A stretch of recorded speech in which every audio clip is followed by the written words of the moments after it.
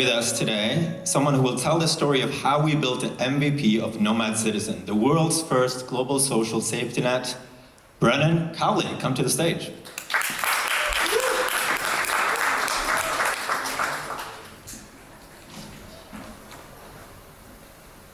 On January 13th of 2020, my life changed forever. It's also the same reason why, to me, SafetyWing is more than just a workplace. It was a Sunday. I was ski touring with friends. And what I didn't know is that a last-minute decision to change locations, to ski a different mountain, would change my life forever. On the way down, I fell off a cliff.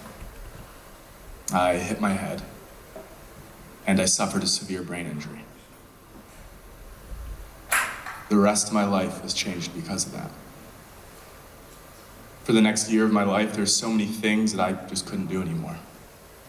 I remember in those first few months getting up and trying to go outside, trying to think, trying to watch TV or read a book, things that were all of a sudden impossible to do now. Heck, most days I couldn't even get out of bed. I was in school at the time. I was gonna be starting a new job soon. Both those things I couldn't do anymore. I was going from doctor to doctor all the time, trying to just figure out someone that might solve my problem, that might make me feel a little bit better, that might make me feel like myself again. I was depressed, and I didn't know if I'd ever return to normal. Now, I'm lucky that I'm Canadian, because as a Canadian, we have safety nets. It meant that in all those days that I couldn't do the things that so many of you in here might take for granted, when I couldn't do those things, I had someone behind me. That safety net meant that all those doctors that I went to help me feel better, that was covered. It meant that the job that I couldn't work, that income was covered by the government. I really do believe that Canada kept me on my feet and gave me a second chance at life. And so it's funny that I stand here in front of you today telling you about SafetyWing's most ambitious product yet, Nomad Citizen, when in fact I credit SafetyWing with changing my life. You see, it was the first thing I did after my head injury that made me feel like me again, that made me feel like maybe there's something else in this world for me to do, that built momentum in my life and gave me a vision for the future. And so it's not a joke when I say that really SafetyWing is more than a workplace to me. But it goes beyond that. For you see, it's about the vision that SafetyWing has to create a global safety net, to be the support system, the global support system for everyone in this world. Regardless of whether you call yourself a freelancer, maybe a global citizen, a digital nomad, or remote worker, you shouldn't have to scrap together your own safety nets as you move about this life. That is the core problem that SafetyWing is trying to solve. That what if? I nomaded for a few years. I still do now to this day, and the question I always have that comes up is what if? The life that I've been building for so long, it's predicated on the job that I have, on being healthy. What if I fell sick? Where would I go? I'm not in Canada anymore. What if I lost that job? The life that I've been building for so many years would just crumble. That's not fair. But it goes beyond that. You see, we live in a world that has more opportunity than has ever existed in history. You can work from anywhere in the world. You can build a business in any part of the world. You can live anywhere in the world. And yet, there's more friction to pursuing that life than ever before. If you want to switch countries, you have to start your safety net all over again. In my case of moving, it's selling your retirement, your savings, starting that whole process over. Want to leave your company and go take a risk? Now you got to find new healthcare. And so when SafetyWing was started in 2017, that was the vision that was set out to be solved. And when I joined in 2021, we were midway into that vision. We'd built a travel insurance up to that point, and we'd built a successful health insurance. And so our logic was, well, if we're gonna build the rest of the safety net, we're just gonna start adding those things on one by one. We'll build income protection, and then we'll build retirement, and we'll build a community after that. And before you know it, you'll have all the parts of the safety net in one. But it didn't work. None of those other products got off the ground. And it didn't happen until a year ago and we had a realization that would change everything. What if we built the whole product in one go? What if instead of building everything piece by piece, we built the entire safety net at once? Sure, it might be harder in the short term, but if you solve that one core fundamental problem, you unlock the whole thing. And besides, we had a sense of urgency. The world had been far too long without a safety net. It was something that people needed. And so now, 12 months ago, we have this vision. I can remember us. We're co-working together. We're remote, but we're co-working. And we're trying to solve on this vision. How do we make this thing happen? But before we'd even started, we'd failed. You see, our vision was illegal. What we were trying to build, a global safety net, that was illegal. In this world, safety nets, those things are tied to countries. They're tied to borders. And so laws, as soon as you try and build something that goes beyond that, the law prevents that. And so now here we are, stuck back at stage one, trying to figure it all out again. How do we build our vision while at the same time fitting within all the constraints, the regulations that the world imposes? But we solved this problem just like we'd solved any other problem with Nomad Citizen, which is through first principles. Through thinking, what are those core fundamental things that are true, and then building the safety net up from there. What it meant is that it took time. I can remember it took us 2 or 3 months before we could say maybe, just maybe, this idea that we have might work. We have a way to solve this problem. It took another 8 months, a full year, before we could confidently say, yes, this was the solution. This is how we were going to make the first truly global safety net. I remember at one point we had 4 days until we had to launch. We still didn't have a policy. We still didn't have a product at that point in time. And I think that just speaks to how audacious, how bold, and how big of a problem that we were trying to solve was. I mean, so many of the things that we were doing were brand new. Income protection for freelancers, that is something that does not exist as a concept in the insurance world. And so you can imagine going to our insurance partner, this big, bureaucratic, old German insurer, and trying to convince them of this new idea that we had. And yet, on August 8th of this year, we launched Nomad Citizen to the world.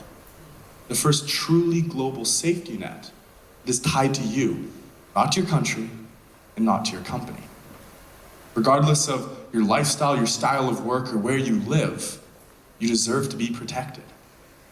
And that's what Nomad Citizen is. At its core, it's a futuristic global health insurance that protects you wherever you go. It's income protection, it's disability, it's unemployment, regardless of your walk of life or what you decide to do.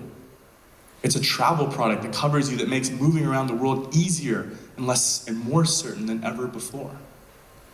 At its core, SafetyWing, Nomad Citizen, it's a vision of what we want to see in the world. Unemployment for freelancers, for business owners. Disability cover for life. These are net new things that did not exist before. Health insurance that actually cares about keeping you healthy, focusing on longevity, of solving a problem before it becomes one. This is the opposite of so many of the outdated safety nets of the world. Nomad Citizen to us, it's more than just a product.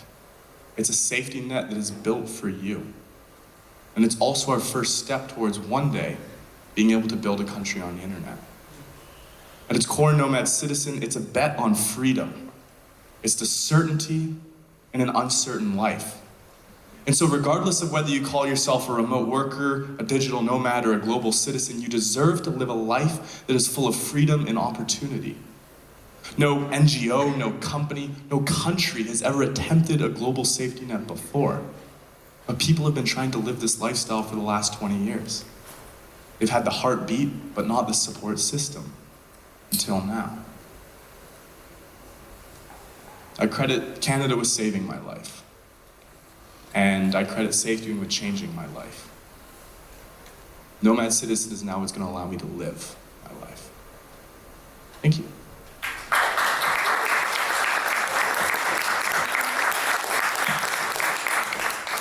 Thank you, Brennan.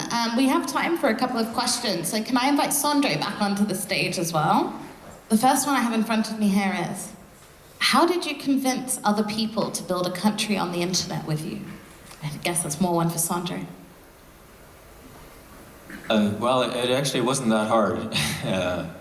Everyone loves this idea. So everyone, from the first time I told anyone about it, which people were excited. They want to see it succeed, and they would like us to succeed. So the worst that can happen is that they don't believe it's going to happen. But I mean, look at us now. We're halfway there. Like we're going to make it. So yeah, it's actually I'm surprised. It hasn't been that hard, but I'm very grateful for everyone who works in SafetyWing that believed in that project, and yeah, I think that's a very gracious thing to do. So you mentioned in your opening talk that your mum wasn't very convinced about the whole thing. What does she think now? Well, I mean, she didn't understand what I was talking about, and I mean, I think that is still to this day sort of a common response. But over the years, she became a believer, right? So it's like now she understands that our model, partly because so many of our predictions have come true. So this has helped over the years. So like when you go back to when this idea is first forming in 2017, 2016 even, everything that we predict seems unlikely. But then fast forward now, and now it's so many things that we thought would happen, did happen. So if the rest of the model is true, why not also the final destination? So yeah, I'm happy to say she definitely thinks it's gonna happen. I'm gonna run with this a little bit. Brennan, your mum was in town this week. I had the pleasure of meeting her. What does she think of what you're doing for work? I feel like maybe the first few times I said what we're doing to them, like maybe they thought I was like, doing some sketchy things on the internet that I probably shouldn't be doing. I think being here, they're like in the back. I think now that they see it, like there's an actual physical embassy that's happening. It's proof, I think, of what we're doing is on the right path, and one day it will happen. So I think this helped. I think it's great that everyone's mum is supporting everything here now. It's a lovely vibe. Okay, another question we have here, what have you changed your mind about on building a global social safety net? I guess you covered this a little bit in your talk already, but anything to add? Okay. Well, I mean, I'm very curious how this is going to play, especially the income protection portion, right? So it's like it's based on this sort of guaranteed income scheme, right? Where there's $4,000 a month flat across the different reasons, and that's also a very sort of speculative idea. I'm very curious how that's going to land.